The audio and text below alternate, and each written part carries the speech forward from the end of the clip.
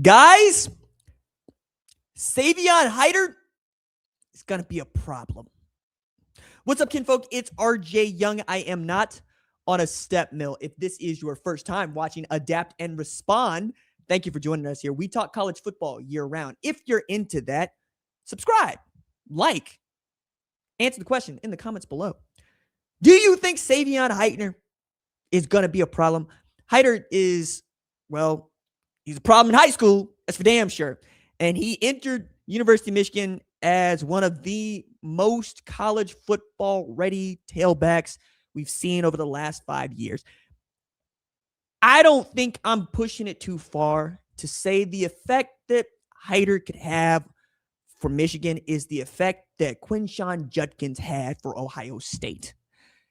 You'll remember Quinshon Judkins came to Ohio State after being the best SEC tailback in the country and having a really great argument for the best tailback, period, in the country. Guys that I would have put in the same category as him when he was still playing at Ole Miss include Omarion Hampton at North Carolina, who was an absolute monster at UNC. He just did not always have the support that was necessary. And Ashton Jeanty. Like, it's really like that. You know, Jeremiah Love is like that. You know what I'm saying? Like, there's some dudes at tailback, it feels like every year. Right now, the only dude that I think is on the level that we're talking about was Ahmad Hardy at Missouri. It would not shock me to find out that Haidider comes in and rushes 1,500 yards, 20 touchdowns. I realize Jordan Marshall back there. I get it. I know. And I realize you got Bryce Underwood there, and he's going to have Andrew Marsh to throw it to. But my God, things that people are saying about this dude. Like, Tony Alford get dragged for going from Ohio State to Michigan, and I get it. I understand. Also, Ohio State didn't have no fall off at running back. As a matter of fact, Carlos Lachlan got in there. They won a national championship. Okay? It's Carlos Lachlan that brought Quinshon Judkins through, you know what I'm saying? And then added to it with guys like Bo Jackson, you know, fortified the backfield with C.J. Donaldson, right? Isaiah West probably going to end up being a problem. We can keep going down the list on this. We can. But back to Haidider, dog. Like, we talking about a 5-star recruit, consensus. We're also talking about a dude that had a 36-inch vert coming out of high school, has legitimate 4.12 shuttle speed, and is a legitimate 22-second 200-meter guy. He's about 11 seconds in 100, which, by the way, is not slow. It's not flying, but it's not slow. Anything under 11 seconds is flying. But, you know, I don't think he put himself through any kind of training to do any of that stuff, because if he did, I'm sure he would pop off, right? Because in 2025, he's the Gatorade Player of the Year in the state of Virginia, 1,400 yards rushing on 110 carries. That is 13.1 yards per clip, fellas. Okay. Another way of putting this is Bijan Robinson averaged 17.1 yards per carry in high school. And you know what kind of problem Bijan was down there at Texas. So I look at a guy like Haidider and I go, wait a second. It's not just that he's at Michigan. It's that the run game is about to get another glow up. It's not as if the run game at Michigan was bad with Sharon Moore as OC and head coach.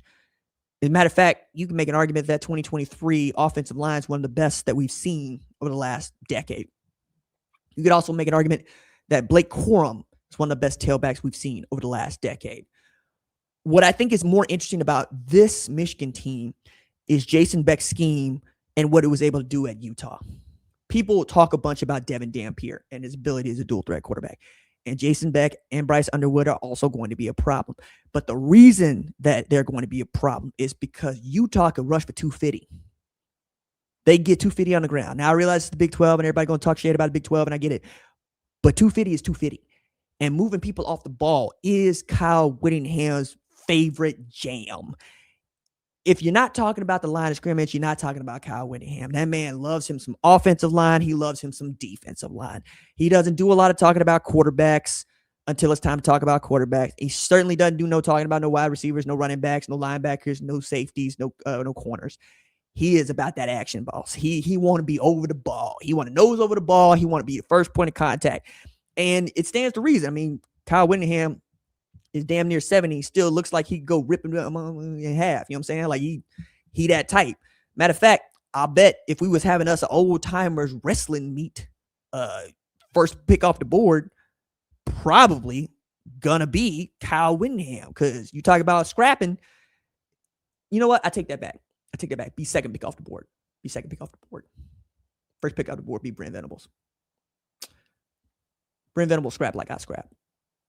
Which is to say, we'll be here all day. You're seeing it's not this Steve Rogers can whoop everybody in a fight like that fight he had with Batroc in I think the Winter Soldier. That one is worthwhile. Like we love that one, right? That one's great. It's amazing. The one I think y'all should be thinking about is him getting the hell beat out of him by Thanos and still standing up. That's me. That's Brent Venables. You know what I'm saying? We gonna get licked, but we gonna keep getting up, put the hands up and say, I can do this all day.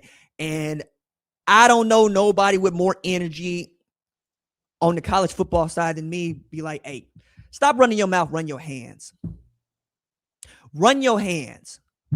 I say this often enough, and I think this is what Brent Venables got, and I'll put this on Kyle Whittingham too. You're welcome to try me. Can be a Toby and Wigway song real quick. Try Jesus. Don't try me. Or my favorite. What are your pronouns? My pronouns are try and me.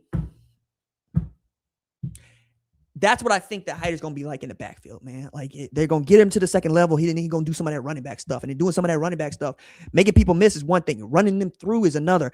Outrunning them to the end zone. These are all things that Q Judkins could do. Like, Travion Henderson was a home run hitter, and I was right about that way before it was clean to be right about that. When he committed in March 2020, I was trying to tell anybody that would listen, nope, that's a monster. That's Christian McCaffrey back there. That's a monster. Sleep paralysis got to my man for a year or two, but then, he get his homie in the backfield and this 1-2 hitter. You know what I'm saying? That run game was that run game until it was time to throw the ball to, the alien that is Jeremiah Smith. And then that's what it is. If Andrew Marsh can turn into a pure number one wide receiver, we're talking about Michigan, Ohio State in a Big Ten championship, which frankly is, I think, the thing the Big Ten wants the most in the world with Indiana and Oregon both getting in the college football playoff. They would not be unhappy about that. We also have wanted to see Ohio State, Michigan play 3 times for quite some time. And I'm not shy about telling you myself, I would get a big kick out of that. But you're also talking about a dude that as a junior in Hiter, what is it? 1,698 yards. Stupid. On 156 carries. That's a Kennedy Brooks, dog. That's a walking first down.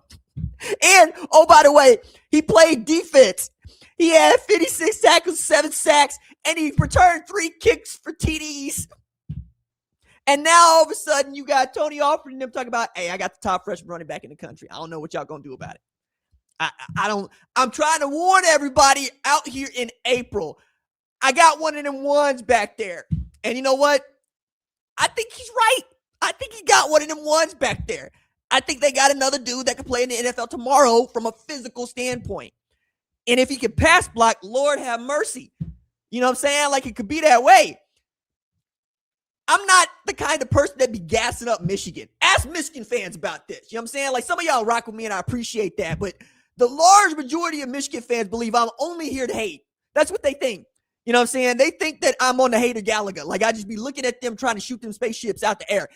No, I be giving you my lock, stock opinion, especially when it comes to this off the field stuff to be hounding y'all. But, like, when you got somebody, I tell you got somebody. And God doggone it, y'all got somebody. I seen it now. Like, I can't show it to you, but I got some tape. And I said, oh, crap. Who, for real? Now, on the other hand, right, if you're an Ohio State fan, you'd be like, yeah, man, everybody can be stunting on the Michigan defense, seeing the Michigan defense. Even y'all know, with the team up north, that ain't Sacramento State. Yeah, I said Sacramento State. So you can say what you want, or you can say, hey, he playing against the 2s and 3s. If you seen what I see, that's not the crap you would be saying. Savion Hiter, go make it 2 with a 2, baby. Because you look fun.